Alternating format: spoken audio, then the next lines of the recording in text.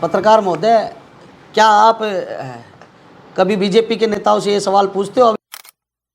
तो मैं ये कहना चाहता हूँ कि भाई बीजेपी में बहुत ज़बरदस्त गुटबाजी है, लेकिन कांग्रेस की कोई छोटी मोटी बात भी हो तो उसको ऐसे प्रस्तुत किया जाता है कि पता नहीं इसमें क्या हो गया भाई। मैं आपके सामने 10 ऐसे उदाहरण पेश कर सकता हूं। जब कुलदीप बिश्नोई जी बोलते हैं, जब अनिल विज जी बोलते हैं, जब राव इंद्रजीत जी खुल के बोलते हैं, तो क्या वहां गुटबाजी नहीं? और वहां तो राष्ट्रीय अध्यक्ष आए हुए थे बीजेपी। कहीं गुटबाजी करते हैं, इसका मतलब ये थोड़ी ना कि कांग्रेस की करेगी। नहीं 21 अगस्त को हरियाणा के मुख्यमंत्री माननीय नायब सैनी जी का एक कार्यक्रम गुरुग्राम में था। वहाँ यूनिवर्सिटी में उनका प्रोग्राम था और यूनिवर्सिटी के छात्र कई दिनों से कई मांगों को लेकर अपना विरोध जता रहे थे, जिसको लेकर वहाँ जिला कांग्रेस कमेटी के अध्यक्ष भाई डावर साहब, पंकज डावर जी और हमारे दूसरे ग्रामीण के अध्यक्ष वर्धन यादव जी, हमारे यूथ कांग्रेस के साथी, हमारे NSUI के सभी साथियों ने मिलकर वहाँ मुख्यमंत्री जी को काले झंडे दिखाकर अपना विरोध प्रदर्शन जताया। उसके बाद हमारे कई साथियों पे मुकदमे दर्ज किए गए। 9 साथियों के ऊपर मुकदमा दर्ज कर दिया गया, गिरफ्तार कर लिया गया। और बाकी जो हमारे दोनों जिला अध्यक्ष हैं वो उनके घर पे पुलिस गई, उनके घर के बाहर उनके जो व्यावसायिक प्रतिष्ठान है उनके बाहर जो गाड़ियां खड़ी थी उनके चालान करे गए, उनके परिवार के साथ अपशब्दों का इस्तेमाल किया गया। तो इसके लिए आज ये पत्रकार वार्ता का आयोजन किया गया है। सरकार की और गुड़गांव पुलिस की इस कार्यशैली की हम निंदा करते हैं, भर्त्सना करते हैं। ये लोकतंत्र में विरोध का अपना स्थान है और विपक्ष की पार्टी होने के नाते अगर कांग्रेस के जिला अध्यक्ष और हमारे जो प्रकोष्ठ के साथी हैं वो अगर विरोध नहीं करेंगे तो कौन करेगा? लेकिन इस विरोध को ऐसे दबाना ये अलोकतांत्रिक है और अंग्रेज़ों के टाइम में ऐसा होता था। साथियों, आज पूरा हरियाणा में हर एक ज़िले में सभी हमारे जिला अध्यक्ष साथी, सभी कांग्रेस के नेता एक पत्रकार वार्ता का आयोजन कर रहे हैं, जिसमें हमारे यूथ कांग्रेस के जिला अध्यक्ष मनदीप सुई जी, हमारे NSUI के जिला अध्यक्ष अक्षत जी और ग्रामीण जिला कांग्रेस कमेटी और शहरी कांग्रेस कमेटी भिवानी दोनों संयुक्त रूप से प्रेस कॉन्फ्रेंस कर रही है। क्योंकि हमारे ग्रामीण के अध्यक्ष भाई अनिरुद्ध चौधरी जी बाहर हैं, तो आज हमारे भाई कोच साहब सन्नी जी, राजकुमार धनखड़ जी जो ग्रामीण कमेटी से हैं, सभी ने हमने इकट्ठा होकर इस प्रेस वार्ता का आयोजन किया है। और इसका मुख्य उद्देश्य ये है कि हम सरकार को ये कहना चाहते हैं कि आपने जो इन लोगों के ऊपर, हमारे पदाधिकारियों के ऊपर मुकदमे दर्ज करें, इनको वापस लें, और नहीं तो आने वाले समय में कांग्रेस और उग्र रूप से आपके खिलाफ प्रदर्शन करेगी।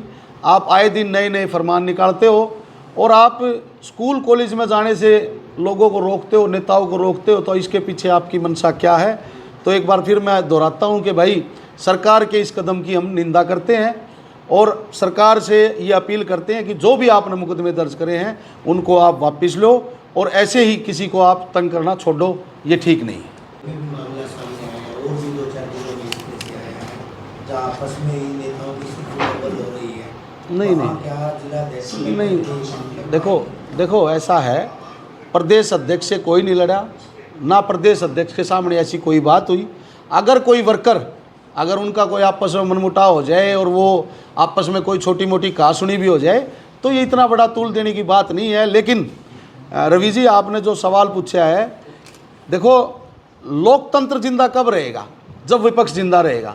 और विपक्ष का जो काम है, सरकार कोई भी गलत काम करती है या आम जन की कोई समस्या होती है, उसको अगर विपक्ष नहीं उठाएगा तो विपक्ष का काम ही क्या रह जाए? आप सही के लोग जो वर्षों से पार्टी से जुड़े हुए हैं, वो शिद्दत से काम कर रहे हैं, लेकिन जो बड़े नेता हैं उनकी जब गुटबाजी है, वर्कर भी आपस में बंधे हुए हैं, तो क्या पूरा विरोध इसमें से हो पाएगा? पत्रकार महोदय, क्या आप कभी बीजेपी के नेताओं से ये सवाल पूछते हो? अब इंद्रजीत जी जो गुड़गांव में प्रोग्राम था, खुले मन से वो क्या क्या बोले, तो मैं ये कहना चाहता हूँ कि भाई बीजेपी में बहुत ज़बरदस्त गुटबाजी है, लेकिन कांग्रेस की कोई छोटी मोटी बात भी हो तो उसको ऐसे प्रस्तुत किया जाता है कि पता नहीं इसमें क्या हो गया भाई। ऐसी कोई बात नहीं है। कांग्रेस बहुत बड़ी पार्टी है और ऐसी कोई वहाँ होती नहीं, लेकिन उसको बढ़ा चढ़ा कर दिखाया जाता है। तो मैं आपके सामने 10 ऐसे उदाहरण पेश कर सकता हूँ। जब कुलदीप बिश्नोई जी बोलते हैं, जब अनिल विज जी बोलते हैं, जब राव इंद्रजीत जी खुल के बोलते हैं, तो क्या वहाँ गुटबाजी नहीं? और वहाँ तो राष्ट्रीय अध्यक्ष आए हुए थे बीजेपी। वो कहीं गुटबाजी करते हैं, इसका मतलब ये थोड़ी ना कि कांग्रेस की करेगी। नहीं। कांग्रेस का अलग स्टैंड होना चाहिए, इसका अलग एचकेआरएन का प्रोटेस्ट था पंचकुला में, शायद आप भूल गए। हाँ जी। उस वक्त किस तरह से नेताओं के हाथ से माइक छीने गए? कुलदीप शर्मा जी थे, उनके हाथ से उनको बोलने तक नहीं दिया गया। आप कहते हो कि पार्टी लोकतंत्र लाएगी। देखिए, आज की इस प्रेस कॉन्फ्रेंस का मुख्य उद्देश्य जो था वैसे उसको ही मैन रखना, लेकिन जो आपके सवाल है, हमने तो ऐसा देखा नहीं। उस प्रोटेस्ट में हम शामिल थे सामूहिक बात करें ना कि नहीं, उस प्रोटेस्ट में हम शामिल थे। कुलदीप शर्मा हमारे वरिष्ठ नेता हैं और वो बोल रहे थे। किसने माइक छीना था? हमने तो कहीं ऐसा नहीं देखा। अगर आपके पास कोई ऐसी वीडियो है तो आप ज़रूर दिखाना। लेकिन उस प्रोटेस्ट में हम खुद शामिल थे और सारे वरिष्ठ नेताओं ने अपनी अपनी बात वहाँ रखी थी। कैसे देख रहे हैं राहुल गांधी? बिल्कुल, देखिए, हरियाणा का एक बच्चा था वो, जिसके ऊपर ये पैलेट गन चलाई गई। 200 छर्रे उसके शरीर के अंदर थे, उसकी एक आंख चली गई। वो और उसकी मदर कई बार थाने में गए कि भाई एफआईआर दर्ज कर दो, लेकिन दिल्ली पुलिस ने एफआईआर दर्ज नहीं करी। जब वो राहुल जी के पास गए और उन्होंने अपनी बात वहाँ रखी, तो राहुल जी खुद उनको साथ लेकर पहले कनॉट प्लेस थाने में गए। उन्होंने कहा कि ये वहाँ पार्लियामेंट थाने में होगा, तो वहाँ गए। वहाँ जाके उन्होंने पुलिस के अधिकारियों से कहा भी इसकी एफआईआर दर्ज करो, लेकिन वो नहीं माने। लेकिन राहुल गांधी बहुत बड़े नेता हैं और जब वो किसी बात को ठान लेते उसको पूरा करवा के मानते, और सरकार को झुकना पड़ा। पुलिस ने, दिल्ली पुलिस ने अपने आकाओं से परमिशन ली, आखिर में एफआईआर दर्ज करनी पड़ी। ये इस देश के युवाओं की जीत है, ये इस देश के जैन जी की जीत है। और राहुल गांधी जी तो छात्रों को लेकर वैसे भी सड़कों पे हैं। कल भी उनका पुणे में एक बहुत ज़बरदस्त कार्यक्रम था, जहाँ बहुत हज़ारों महिलाओं ने और हमारी बहनों ने उसमें भागीदारी करी। तो राहुल जी इस देश के युवाओं की आवाज़ को उठाने के लिए हमेशा तत्पर है। देखिए, अभी तो शेड्यूल में नहीं है हरियाणा में कोई ये कार्यक्रम। बाकी अगर कोई आएगा तो आपको ज़रूर सूचित करेंगे। इस प्रकार से क्या ये अभियान ठीक है तो क्या आप उनके समर्थन में आएंगे, क्या मानते हैं? बहुत बहुत धन्यवाद इंद्रवेश जी, ये सवाल आपने बहुत अच्छा पूछा। अब जैसे 2 दिन पहले जयपुर में हुआ, वहाँ जैन जी पार्टी के कुछ हमारे युवा साथी स्कूल की दुर्दशा दिखाने के लिए गए। वहाँ भारतीय जनता पार्टी की सरकार ने, उनके गुंडों ने गांव वालों को भ्रमित करा और जैन जी के, जो जैन जी पार्टी के हमारे नेता युवा साथी थे, उनके साथ मारपीट करी। ये कोई भी लोकतंत्र का हिस्सा नहीं है। आप देखो, जैन जी, आज इस देश का जैन जी जाग चुका है और आने वाले टाइम में अब हरियाणा में भी ये शुरू हो गया है। तो मुझे तो कोई जानकारी मिली थी कि कोई हरियाणा सरकार के किसी ऑफिसर ने, हरियाणा सरकार ने भी कोई इस तरह का लेटर जारी कराया है कि 80 में डीसी ने जारी किया। 80 डीसी ने, आपको साथी बता रहे थे, ये बिल्कुल गलत है। भाई, हमारे स्कूल हैं, हमारे टैक्स के पैसों से वो स्कूल चलते हैं, उसके शिक्षकों के पैसे, सारी तनख्वाह हमारे टैक्स से जाती है और हमारे ही बच्चे उन स्कूलों में पढ़ते हैं। तो ये तो हमारा अधिकार है कि हम जाके पूछ सकें भाई स्कूल में क्या व्यवस्था है। तो अगर आप इस तरह के लेटर जारी करते हो तो ये बिल्कुल गलत बात है, हम इसकी निंदा करते हैं। और हरियाणा सरकार, मेरे ख्याल से इनको पता चल गया है कि अब जैन जी जाग गया है और अपने सवाल पूछने लग गया है सरकार से। तो कांग्रेस भी ऐसा कोई अभियान चलाएगी? बिल्कुल चलाएगी कांग्रेस, तो हम तो करते ही रहते हैं कार्यक्रम। और अभी हमारे 25 तारीख को प्रभारी जी, हरियाणा के प्रभारी संजय दत्त जी और प्रदेश अध्यक्ष राव नरेंद्र जी भिवानी आ रहे हैं और वो 25 को आएंगे और 26 को भी यही रहेंगे।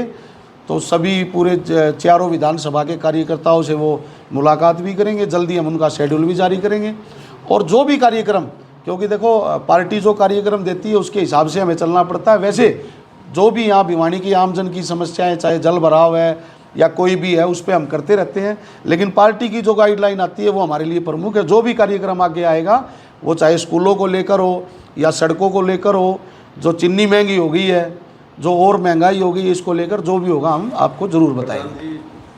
महीने के हर लास्ट सप्ताह को नरेंद्र मोदी जी मन की बात कार्यक्रम करते हैं। पिछली बार उन्होंने किया था युवाओं के केंद्र का, अब की बार भी युवाओं जैन जी को जोड़ने का।